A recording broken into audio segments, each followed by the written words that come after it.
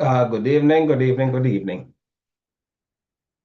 Let me welcome you to this evening's presentation of Mango Tree Dialogues,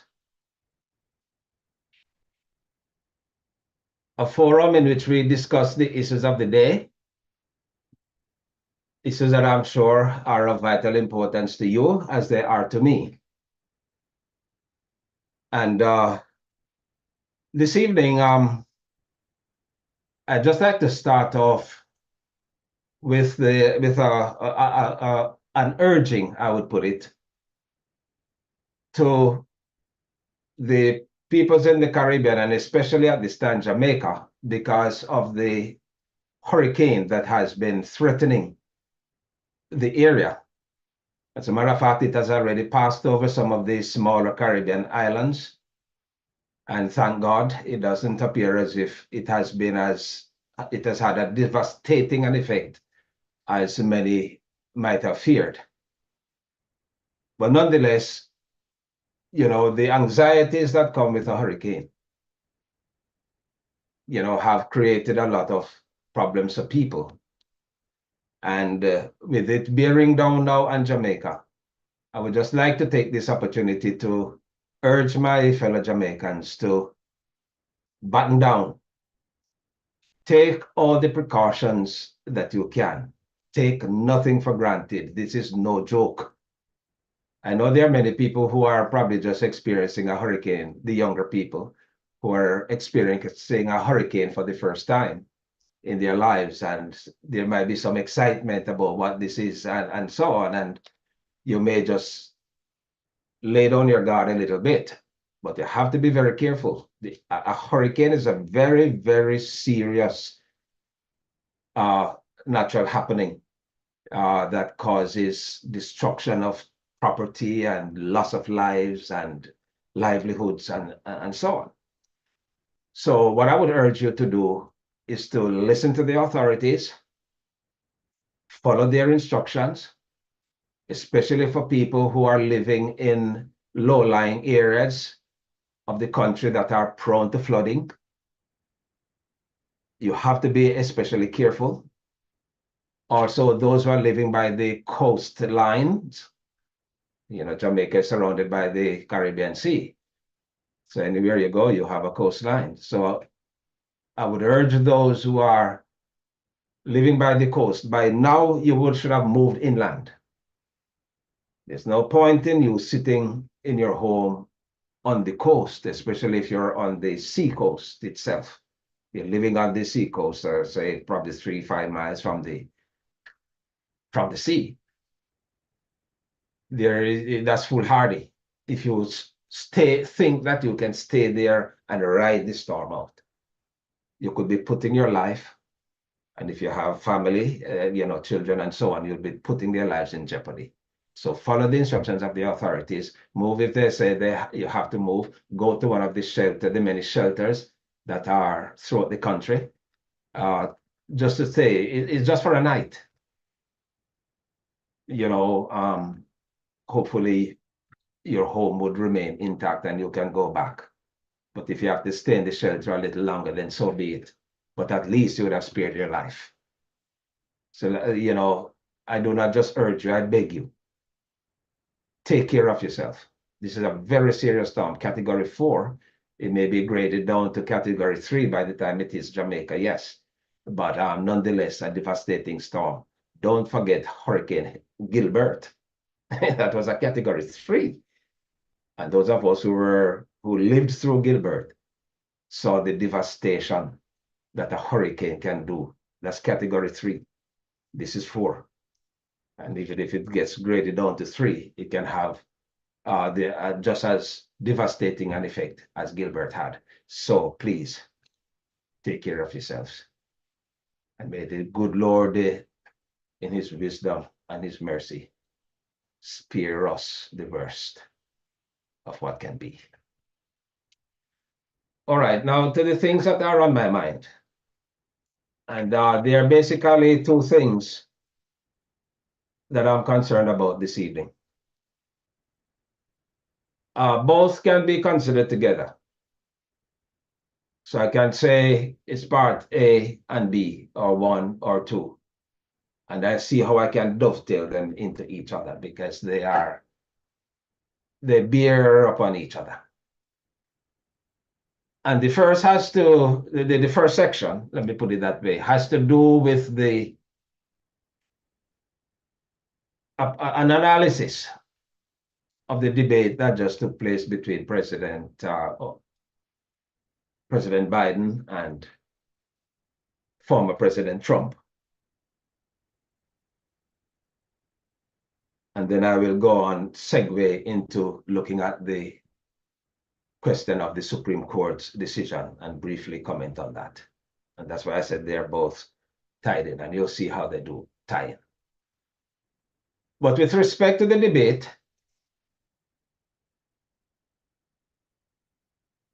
insofar as you could really call that a debate, to tell you frankly, but insofar as you could define it as a debate, the two persons and the format of the debate itself, how it was organized, where mics were silenced when one person is speaking and the other could not come in and intervene. And they had to speak directly to the people without an audience.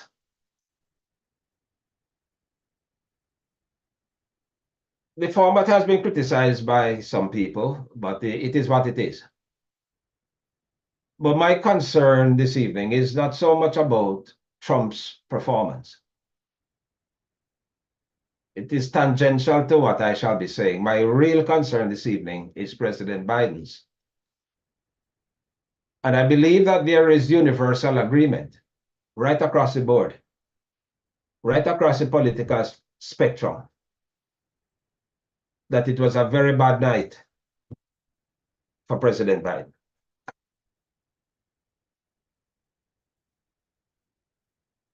Polls after polls have prior to the debate, established that there is a large segment of the population, some as far as 70% of those polled, of the population, who have had a very serious concern about the age of the president and his cognitive ability to run the country or to govern the country for another 4 years. So a lot of people came to the debate. I think over 50 million people who watched it. Most of those came to the debate wanting to see how the candidates, two old candidates, let's be frank, 178 Trump and 181 Biden, to see how they would conduct themselves and how they would come off as to whether they're in a position to really govern. And I think that most eyes were fixed on Biden because he's a president, he's a sitting president. And people would have been understandably concerned as to whether he had it in him to really do it. And all that happened in the night, to just abbreviate it and to say it very simply, is that Biden ended up confirming in the minds of a lot of his detractors and those who were concerned about whether he could do the work, that at least from the optics and how and what he said and how he behaved on the stand, that he reinforced the serious concern that people have had about his age and his ability and capacity to really do another 4 years.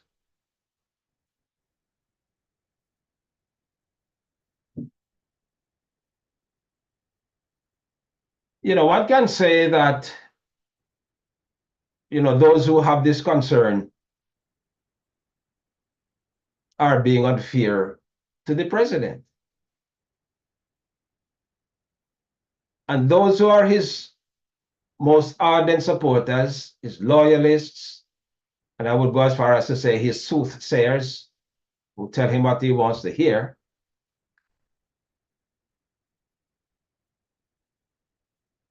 Those who are now circling the wagon and pointing to his legacy, quite oblivious of the concern that so many people have. I don't know if by the time of the debate, the 70% and up, between the polls and the debate, whether that percentage had dwindled down to 60 or even increased beyond 70. I haven't seen any polls recently to establish whether that is so. But what is quite still apparent is that a large section, a majority, if you go by the polls still, and the post-analysis, and the post-polling that have taken place so far, a large majority are still concerned about the age as a question. So it is not something that you can dodge. And people are within their legitimate rights to question the president's age. The man is 81. It is the first time in the history of the country that we have a president at 81, and yet wanting to get another 4 years to leave the office at probably 85, 86. Think about that. The country has never been tested with an 81-year-old president there. So I want all those people who are circling the wagons and who are offering advice to remember that it is not about the man's legacy, what he has done in the past. This is not a time that one looks through the rear view mirror. One has to look to the future. And let me say this. There has never been a more consequential president of the United States.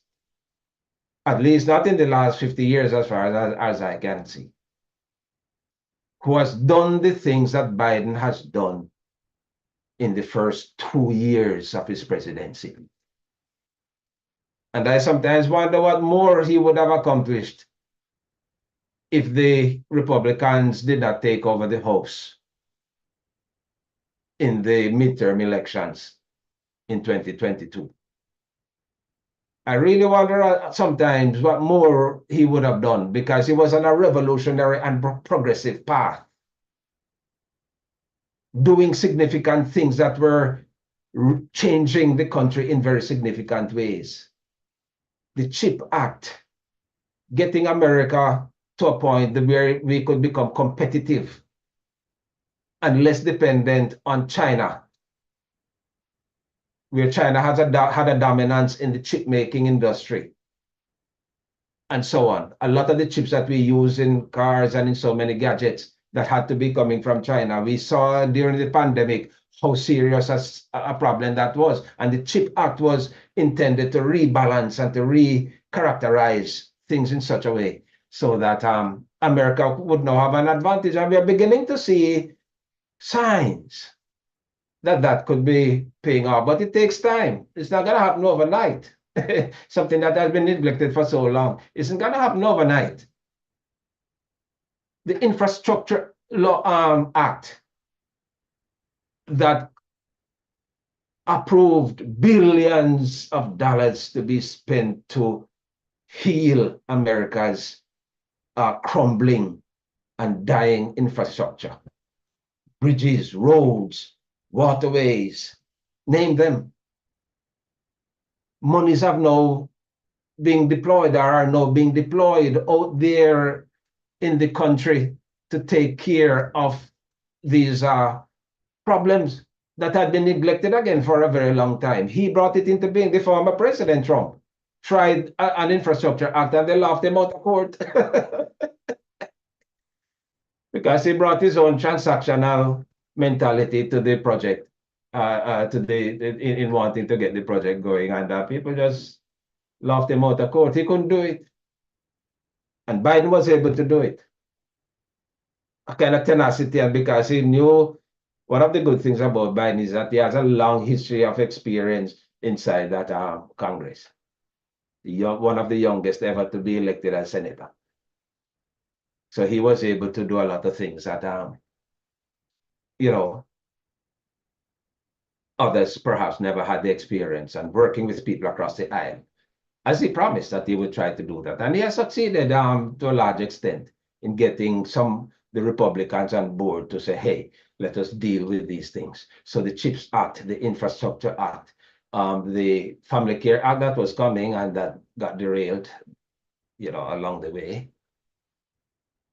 And another significant one was the Climate Change Act that was brought into being, one of the biggest, most revolutionary actions that have been taken to deal with the climate crisis that Trump has promised to derail, to abolish when he gets in there. Already he seems to be getting some help from the Supreme Court, apart from other helps he's getting. But the Supreme Court, with the Chevron ruling recently, where they're trying to now roll back a lot of the regulations that have been put in place to hold these oil companies, these fossil fuel producers, in control, that they don't mess up the environment and make it worse in terms of the changes, the rapid changes that we're seeing in the climate, and which hurricanes and tornadoes and all of these natural things are becoming more angry as a result. The very hurricane I talked about at the top, barreling and tearing up the Caribbean, probably ending up in the Gulf, in the US Gulf. Apart from all of these things, my friends, I call you friends. I have no enemies.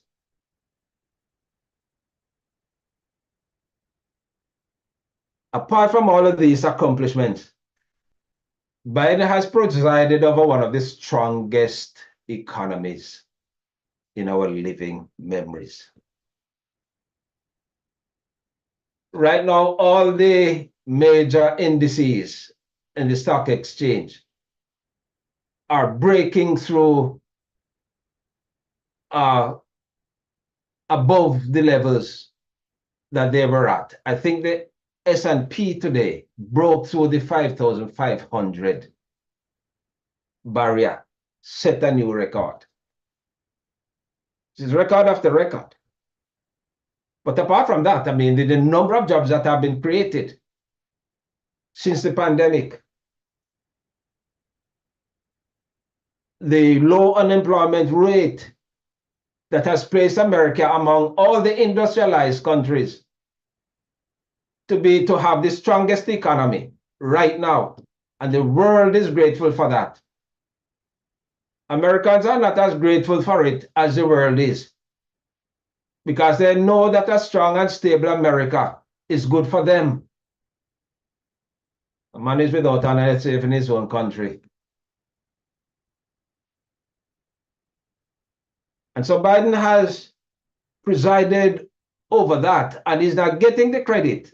And part of the problem why he's not getting the credit is the Democratic messaging about his accomplishments.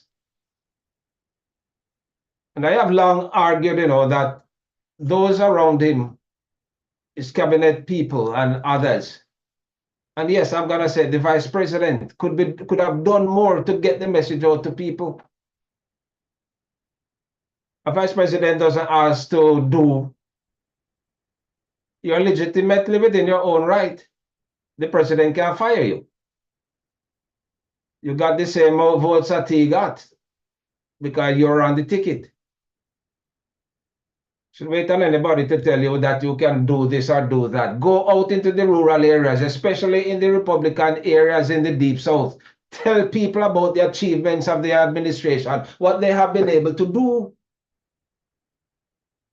I hear some people talking, that, she hasn't turned up and so on, and some people that are griping and saying that she hasn't been given enough work, and sit there waiting on work to go and do work out there that is available. But, I'm going to leave that now because I don't want to go down that line too far.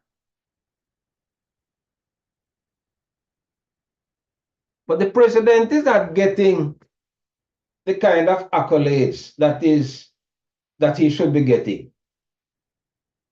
Why? Because things are still high in the supermarkets. Mortgage rates are still high. People can't buy houses as they used to. As a result, rental rates are high, caused partly by big hedge funds buying up housing solutions especially in the South, and renting them out, pushing up the rent on people. And part of the problem, of course, is the pandemic. And that's another thing. Let me just quickly say the president saved us by employing very strong policies that took us out of the pandemic and brought the country to some point of stability. Yes, give him his due. Trump had, through warp speed, had brought set in motion the vaccines coming on stream, and Biden inherited that, but he deployed them and he moved things in such a way and urged people. And as we know, it's history now. We're coming out of the pandemic in a very good way. But the pandemic upended the world's economy, and people are forgetting that. The rapid shutdowns and the lockdowns of countries and the supply chains with people being locked away and not being able to produce goods and services. It would have an inflationary effect on the country. Any blind person could see that at some point it would happen. And we are still having vestiges of that in the economy. But I think that what is happening in the economy too is that there's too much of a price gouging that is taking place. And I don't know why the administration has not done more through this Commerce Secretary to look into this and to see the extent to which these big companies are gouging the consumer.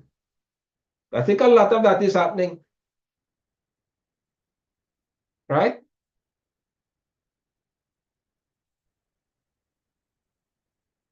So Biden, in a sense, is not to be blamed for that. And not to mention the Putin war against Ukraine. I was gonna say something less elegant, but let me the Putin war against Ukraine, the attack on Ukraine, that again messed up the supply chains and caused disruption in international commerce that is causing some of these inflationary pressures that we have. So those things aside, all in all, I conclude that the presidency of Joseph Robinette Biden has been one of the most, if not the most, consequential presidency in our collective lifetimes. I fear no contradiction in saying that.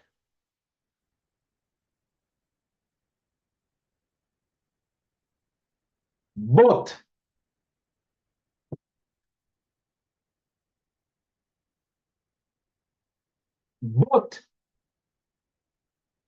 and this is a big but,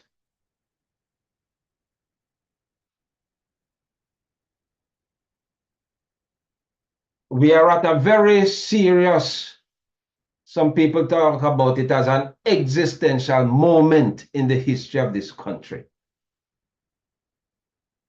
We are all that I talked about earlier could just go up in smoke if by some, let me just say, magic, Donald John Trump should be allowed back into the White House. Many people are not conscious or penetrating this enough, the danger that he poses.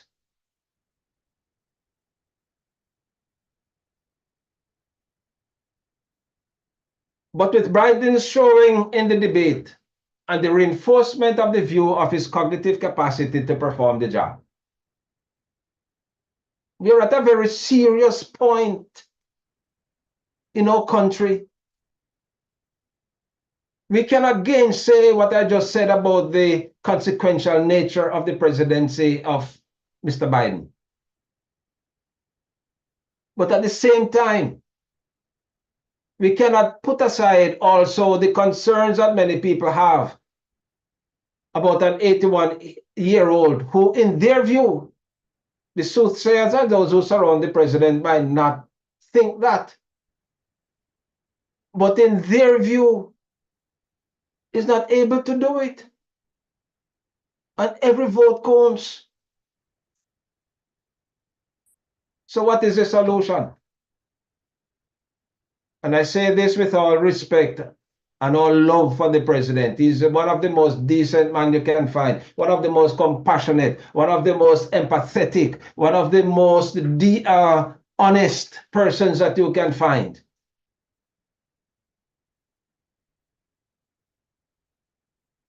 But I think the time has come for him to have what I have been describing in other fora, a come to Jesus moment, a reckoning with himself, and to ask himself the question, should I persist? And if I persist, is there some chance that I may let through by default Donald Trump?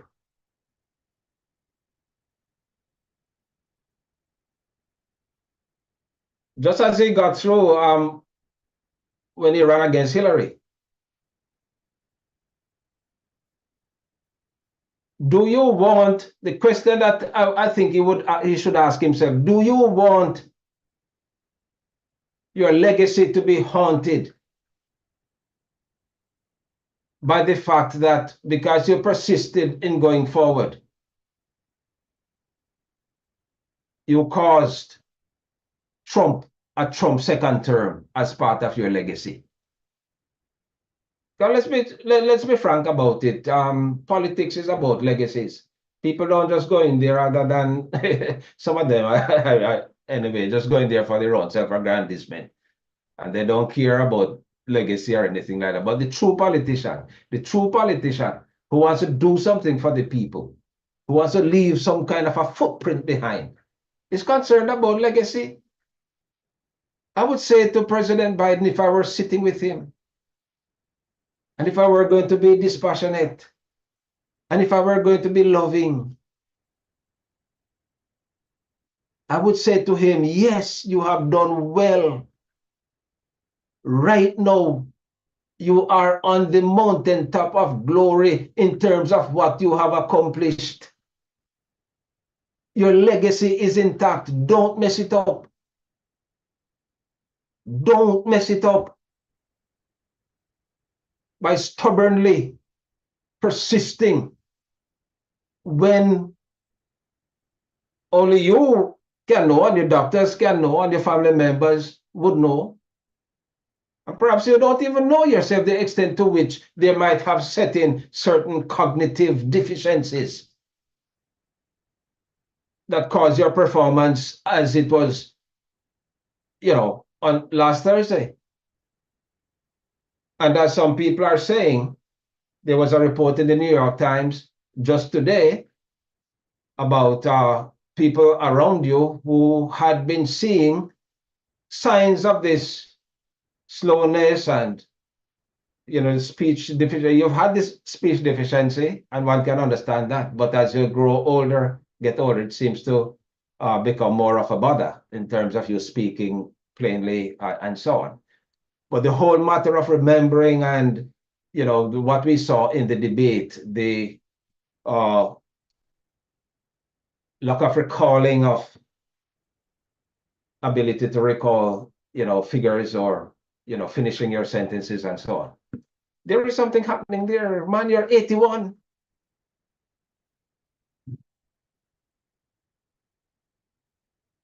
You're 81. And the natural debility of mental faculties and physical strength are setting in. Why do you want to persist? What are you trying to prove?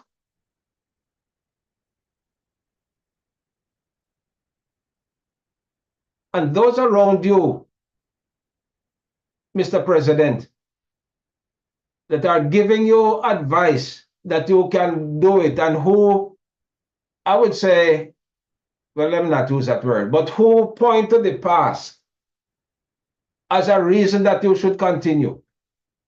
The past stops at the mountaintop where you are. But those who are encouraging you on the basis of that, and I hear the argument all the while, and it gets to me sometimes, that, he's done all of these things, and say, yes, but you're looking into the future, and what does the future hold? Are you able to cognitively and physically do the job? And if so many people have a concern that you can't, what do you do? Continue listening to the soothsayers? The people who are really doing you a disservice, and a disservice to this country, especially in the context of the existential dangers that face the country. Just yesterday, the Supreme Court gave extraordinary powers to the presidency in order to exonerate former President Trump from some of the most egregious, and some would say criminal activities that he engaged in, and giving the president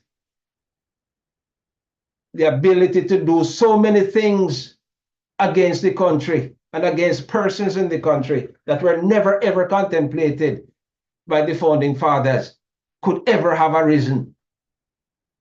If they could have seen on into the future, they would have tidied up these things, and to make sure that they say no president is immune.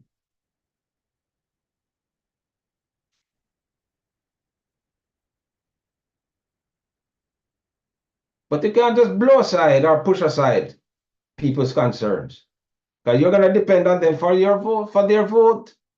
And are they going to be reluctant? You cannot win the presidency on a reluctant electorate, especially if your party members are not united behind you.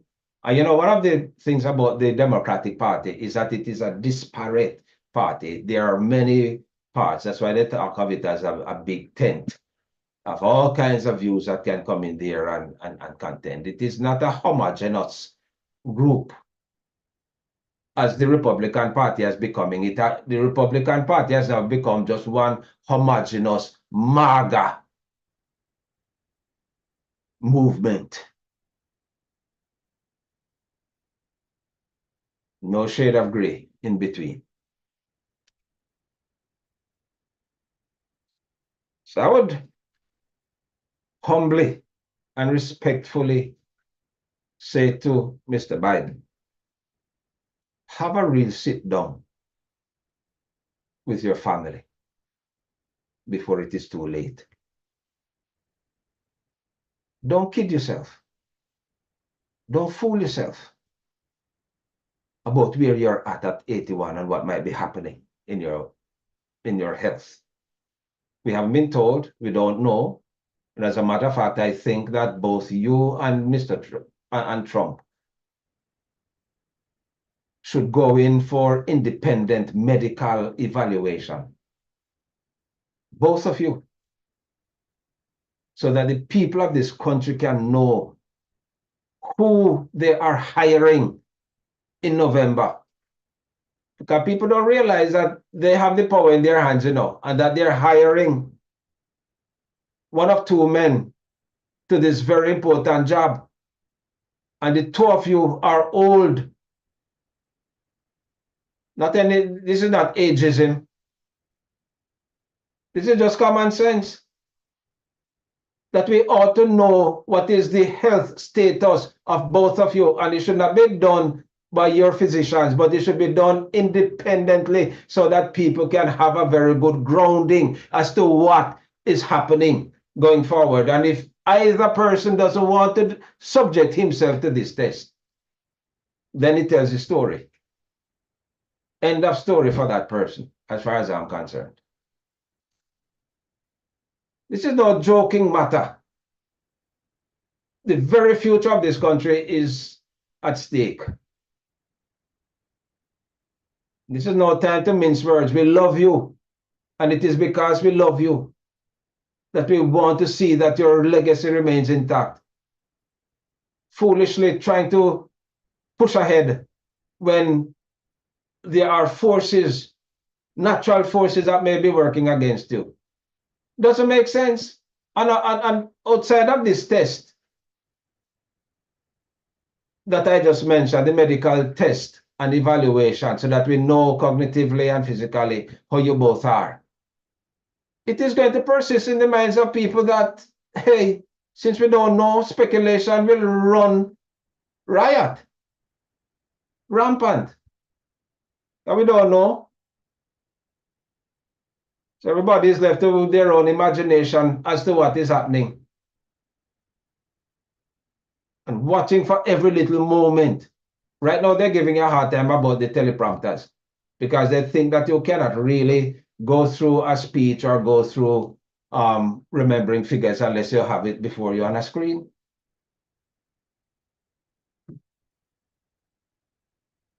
Trust me when I say I'm your best friend, saying what I'm saying now, because this is not something that you're going to hear from a lot of people. This is not something you're going to hear, certainly from probably your family members, and yet you need to hear it if they really love you. This is not something that you're going to hear from those who are in your inner circle and who are trying to paint a robust picture or, you know, about things.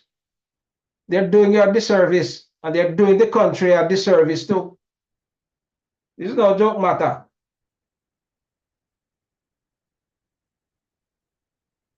And the sooner we do it, the better, because time is not on the Democrat side right now.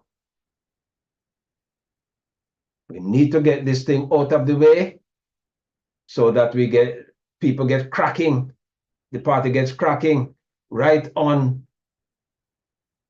Labor Day to take the sprint into November. Labor Day is the 2nd of September.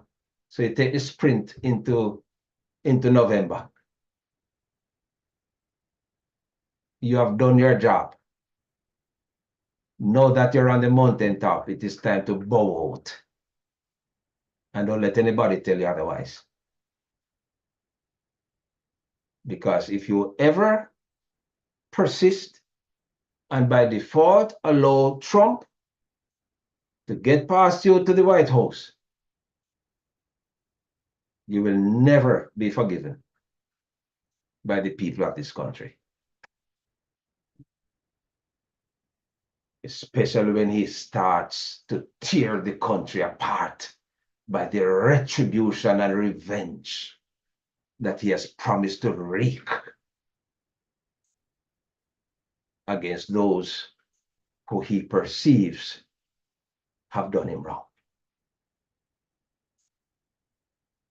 And that is why, if I should segue into the Supreme Court for a little bit, that is why I find it so flabbergasting, if there's such a word, that the Supreme Court could have ruled in the way it did in giving Trump this kind, well, giving the presidency, but, you know, really trying to help him out, this awesome release by immunity from criminal acts that he might have committed in his official capacity. And what is that official capacity?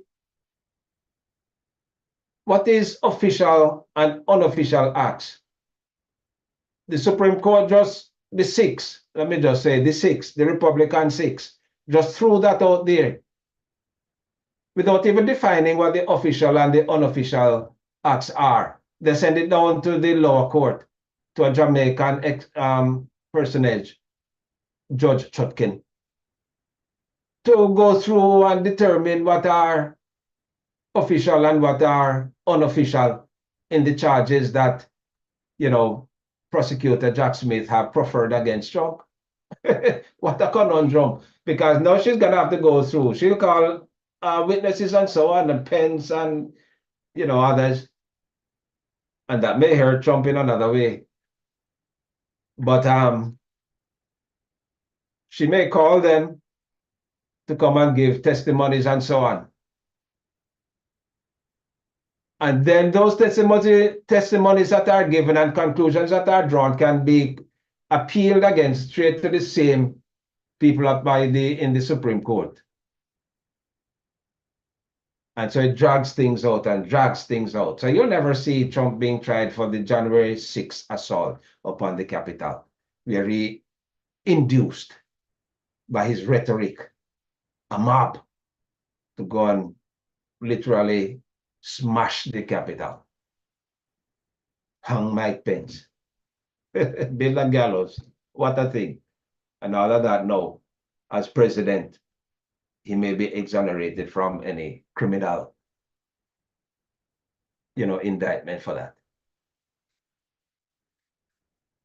So we have a Supreme Court that has gone rogue. And I wonder, sometimes you got to be careful what you wish for, because they have made this ruling, but they have also given President Biden a lot of power too.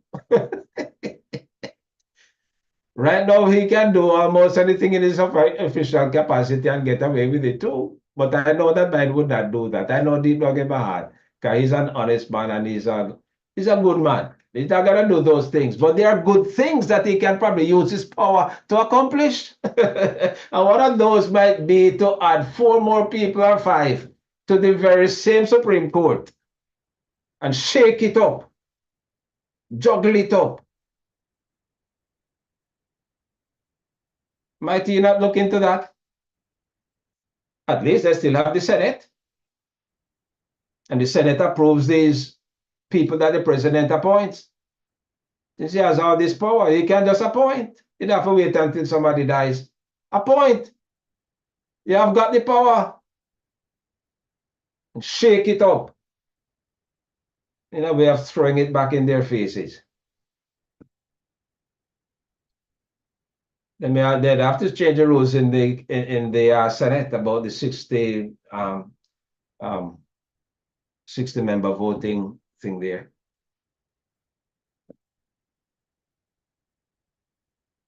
But all things are possible if you believe.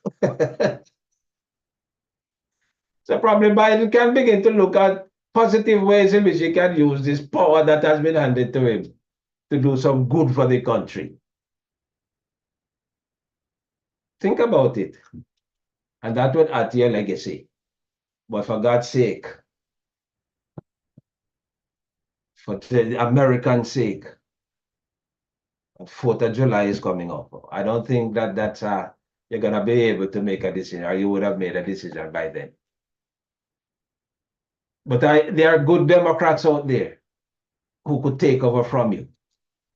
You have 4 governors right now who have been tested and who are ready and who can do the work. Don't get it in your head that because you are not there, they can't, deal with Trump. You can rest assured that if a younger person that many people think that can do the work, somebody like a Shapiro, Gretchen Whitmer, Gavin Newsom, I would say to some extent, and others that are out there, armed with this authority to get out there on behalf of the Democrats, they would run rings around Trump. Because people know you don't even have to talk about the things that Trump has done. I don't have to talk about that now because it is so obvious and what is promised, what is anathema to the people. But why people are concerned is that they're not sure that the man won't slip through if you continue. So please, have that sit down, that come to Jesus moment as only you can. And you have to turn off those who are whispering all kind of sweet things in your brain about what you've done and what you can do. Listen to your body, man. Listen to your mind. Be honest with yourself and do the right thing. Do the right thing. I pray, God, that you will before it is too late. All right, I think you're tired of hearing my voice now. I'm gonna end the program. We've come to the end of the program. And remember, when you go to the site to listen to these broadcasts, subscribe, like, that's I'm sure you like it. Like what you see. And let us keep the dialogue going under the mango tree. By the way, the mango tree, as I think I might have told you earlier, is bearing ripe mangoes. Of all kind of ripe mangoes. Look here. Whoa, they're sweet. Very nice. I think I probably put a background picture of it at some point. But let me thank you this evening for joining me. And wish for you, especially the people in the Caribbean, especially the people, Jamaicans, who are under the gun, as it were, of beryl. Under the barrel of beryl. Interesting. At this time. Again, take all the precautions that you can to keep yourself and your family safe. Listen to the authorities. Don't be brave. You can brave a storm. To try to brave a storm is to be stupid. But do everything within your power to make sure that you're taken care of. And all the very best. Have a very good night. Walk good. And may God's blessings be with you. Bye-bye.